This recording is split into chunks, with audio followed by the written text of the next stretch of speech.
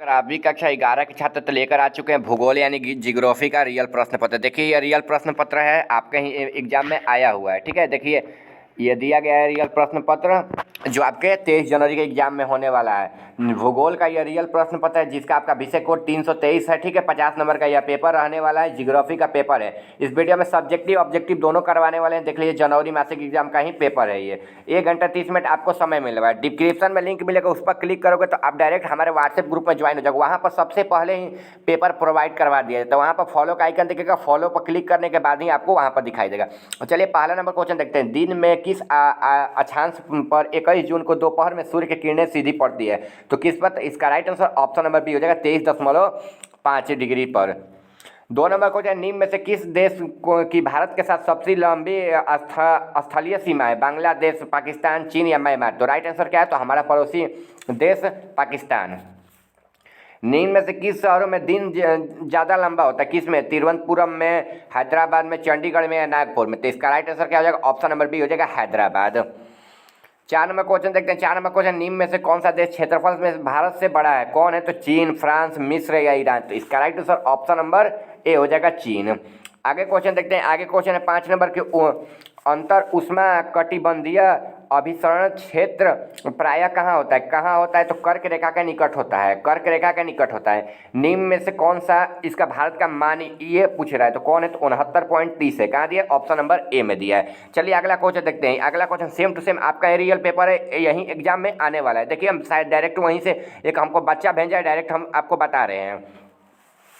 7 number question देख लीजिए। वायु राशि के निर्माण में उद्गम क्षेत्र निम्न में से कौन है? तो कौन है? तो हिमालय पर्वत है। ठीक है, हिमालय पर्वत है।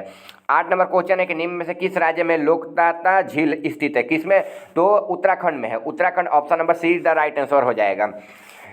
30 में से 30 आपको बताएंगे। ठीक है, चैनल को सब्सक्राइब कर लिए। निम्न में से कौन सा गैस वायुमंडलीय में सबसे अधिक मात्रा में मौजूद है? तो कौन है? तो इसका right answer option number D हो जाएगा कार्बन डाइऑक्साइड। कार्बन डाइऑक्साइड है जो सबसे ज़्यादा मात्रा में मौजूद है। ठीक है, 10 नंबर क्वेश्चन, निकोबार से अंडमान को कौन सा जल क्षेत्र अलग करता है? तो कौन सा? तो इसका राइट आंसर हो जाएगा अंडमान सागर। ठीक है, अंडमान सागर। ठीक है, अगला क्वेश्चन देखते हैं।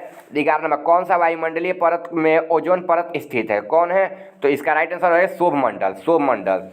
डोटा बेटा चोटी निम्न में से कौन सा पहाड़ी श्रृंखला पर स्थित है? कौन सा पहाड़ी श्रृंखला पर स्थित है? तो राइट आंसर हो जाएगा ऑप्शन नंबर ए नीलगिरी पहाड़ी पर। नीलगिरी पहाड़ी पर। 13 नंबर क्वेश्चन, निम्न में से कितनी ऊंचाई पर ऑक्सीजन की मात्रा नगण्य होती है? कितनी पर? तो राइट आंसर हो जाएगा ऑप्शन नंबर देख लीजिए। ये क्वेश्चन हम आपके लिए छोड़ दे रहे हैं। ये क्वेश्चन में थोड़ा सा कंफ्यूजन है, ए या सी, इन दोनों में से आपको कमेंट में बताना है। ठीक है, थोड़ा सा कंफ्यूजन है, आप लोग बताइएगा।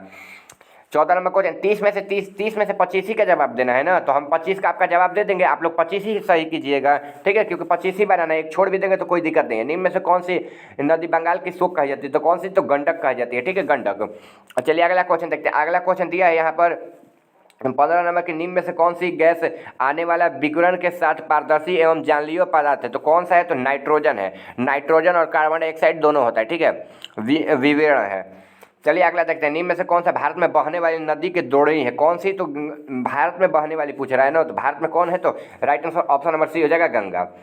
निम्न में से किस विद्वान ने भूगोल शब्द का प्रयोग पहली बार किया था? तो कौन किया था? तो राइट आंसर देख लीजिएगा। 17 नंबर क्वेश्चन हम आपके लिए छोड़ दें। ठीक है, 17 नंबर क्वेश्चन को हम आपके लिए छोड़ दे रहे हैं, इसका कमेंट में आंसर बताइएगा। चलिए अगला क्वेश्चन देखते हैं। अगला क्वेश्चन देखते हैं। देखिए 18 नंबर क्वेश्चन यहाँ से है आपका। 18 नंबर क्वेश्चन यहाँ से वाला है, निम्न में से कौन सा झारखंड की राजधानी है? तो झारखंड की राजधानी कहाँ है? तो रांची है। और आप लोगों को कमेंट में बताना है कि बिहार की राजधानी कहाँ है। बिहार की राजधानी कहाँ है आपको कमेंट में बताना है। चलिए 19 नंबर क्वेश्चन देखते हैं। निम्न में से किस राज्य में सूर्योदय का प्रदेश कहा जाता है? तो किसे कहा जाता है? तो गुजरात को कहा जाता है। ठीक है, गुजरात को कहा जाता है। डायनासोर का युग किस भू अवधि को कहा जाता है? जेरूसिस को कहा जाता है। ठीक है, जेरूसिस को। 21 नंबर क्वेश्चन, निम्न में से कौन सा भीतरी ग्रह है? भीतरी ग्रह कौन है? तो शनि है। ठीक है, सबसे पहले बुध आता है, शुक्र आता है, उसके बाद पृथ्वी के बाद बृहस्पति, शनि, अरुण, वरुण। ठीक है, एक ग्रह छूट गया है, मंगल ग्रह। ठीक है, मंगल ग्रह तीसरे नंबर पर आता है, उसके बाद ही पृथ्वी आता है। सर्वाधिक गहरी खान कहाँ स्थित है? कहाँ स्थित है? तो रूस में स्थित है। ठीक है, रूस में स्थित है। मालदीव विस्थापन सिद्धांत किसने दिया था? किसने दिया था? तो होम्स ने दिया था। ठीक है, होम्स ने। चलिए अगला क्वेश्चन देखते हैं। अगला क्वेश्चन यहाँ पर दिया हुआ है कि निम्न में से कौन सा कठोर खनिज है। तो कौन कठोर खनिज है, तो इसका राइट आंसर जिप्सम हो जाएगा, जिप्सम। निम्न में से कौन सा मृदा निर्माण का एक कारक है, तो कौन कारक है, तो राइट आंसर क्या हो जाएगा, चट्टान हो जाएगा। ठीक है, जलवायु तो होगा नहीं, इनमें से सभी भी नहीं होगा, समय भी नहीं होगा, मृदा निर्माण का एक कारक है। ठीक है, मृदा निर्माण का तो गलती हो गया यहाँ पर, इसका राइट आंसर हो जाएगा ऑप्शन नंबर डी हो जाएगा। ठीक है, इनमें से सभी हो जाएगा, क्योंकि चट्टान को मृदा बनने में थोड़ा टाइम भी लगता है, जलवायु परिवर्तन होता है और समय भी लगता है। ठीक है, इनमें से सभी हो जाएगा। गारो और खासी पहाड़ियाँ किस राज्य में स्थित है, किस राज्य में, तो इसका राइट आंसर हो जाएगा मेघालय, उड़ीसा में है। ठीक है, उड़ीसा या मेघालय हो जाएगा। आप लोग कमेंट में इसका आंसर बताइएगा। ठीक है, कमेंट में आंसर बताइएगा, थोड़ा इसमें डाउट है। देखिए अब तक 3 ही क्वेश्चन छोड़े, मतलब अब 27 क्वेश्चन बताएंगे। ठीक है, 27 क्वेश्चन बताएंगे, 3 क्वेश्चन आप लोग देख लीजिएगा, क्योंकि आपको 25 ही का जवाब देना है। आम बौछार किस राज्य में स्थित है, तो असम में है, असम में है। ठीक है, क्षेत्रफल की दृष्टि में भारत का स्थान कौन सा है, तो 7वां है। ठीक है, ऑप्शन नंबर सी हो जाएगा 28 का। 29 नंबर क्वेश्चन है कि क्रमबद्ध भूगोल का विचारधारा सर्वप्रथम भूगोलवाद द्वारा प्रस्तुत की गई, तो किसने किया था, तो कॉल रिटर ने किया था। ठीक है, कौन सा तरंग भू की तरंग नहीं है, तो कौन सी तरंग, तो पी तरंग, जो पी तरंग है वो नहीं है। चलिए सब्जेक्टिव क्वेश्चन की ओर बढ़ते हैं। देखिए यहाँ पर हो गया, सब आपका ऑब्जेक्टिव करवा दिए, देख लीजिए सब ऑब्जेक्टिव करवा दिए। आइए सब्जेक्टिव की ओर बढ़ते हैं। यहाँ पर दिया है कि सूर्य ताप क्या है, सूर्य ताप क्या है, सूर्य से निकली किरणों को ताप कहते हैं। ठीक है, इसको लिख लेना है। भारत में नदियों के आसपास जोड़ने के सामाजिक आर्थिक लाभ क्या है, तो नदियों में पानी बढ़ जाएगा, जिससे सिंचाई हो पाएगी, जिससे किसान को बहुत ज़्यादा फायदा, लिख लीजिएगा। पृथ्वी पर तापमान आसपास विवरण किस प्रकार जलवायु का मौसम में प्रभाव करता है, तो ये किसी को मतलब मान लीजिए किसी का तबीयत खराब हो गया या फिर किसी किसान को लाभ हो गया, हानि हो गया, इसके बारे में आपको लिख देना है 3 नंबर में। वहीं 4 नंबर क्वेश्चन है कि 4 नंबर किन्हीं भारत के किन्हीं 4 पड़ोसी देशों के नाम लिखो है, तो बांग्लादेश लिख सकते हैं, बांग्लादेश लिखिए जाएगा, जापान बांग्लादेश हो जाएगा, पाकिस्तान हो जाएगा, और जिसका सीमा से सटा हुआ है म्यांमार हो जाएगा, नेपाल हो जाएगा। ठीक है, भूकंप क्या है, तो भूकंप एक प्राकृतिक घटना है जो कभी भी आ सकती है, यह प्रकृति के द्वारा घटित होती है। ठीक है, ये लिख ले रहे हैं। ऊष्मा संतुलन क्या है, तो जो होता है ना आग, या फिर बोल सकते हैं एनर्जी, उसी को संतुलन बनाना ही ऊष्मा संतुलन कहता है। समुद्र क्या दिया है, यहाँ पर थोड़ा सा क्वेश्चन को ऊपर करते हैं। समुद्र समीर क्या है, तो समुद्र के बारे में ये दिया है, तो आप लोग लिख लीजिएगा उसको गूगल से करके।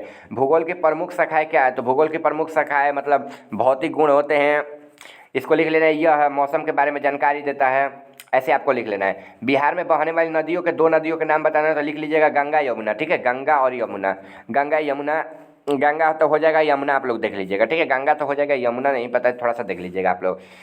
10 नंबर क्वेश्चन, स्थानीय पवन क्या है, स्थानीय पवन जो निकट से वायु गुजरता है ना, या फिर कोई तेज आंधी आता है, निकट से ही उठता है, उसी को बोलते हैं। 11 नंबर क्वेश्चन, यहाँ से दीर्घ प्रश्न स्टार्ट है। नदी जल प्रदूषण के प्रमुख कारकों का वर्णन करना है, उष्मा बजट की एक संक्षिप्त टिप्पणी दे, महाद्वीपों का विस्थापन सिद्धांत का वर्णन करना है, भारतीय मानसून की विशेषता का वर्णन करना है, भारत के किसी भी एक भू आकृति प्रदेश का वर्णन करना है। ठीक है, मिलते हैं अगले वीडियो में, देख लीजिएगा। यहाँ तक हो गया, डिस्क्रिप्शन में लिंक भी लगा, वहाँ से आप लोग डायरेक्ट व्हाट्सएप ग्रुप ज्वाइन करिए, वहाँ पर सबसे पहले ही प्रश्न पेपर आ जाता है, यहाँ यूट्यूब से पहले आ जाता है वहाँ पर प्रश्न पेपर। चलिए मिलते हैं अगले वीडियो में।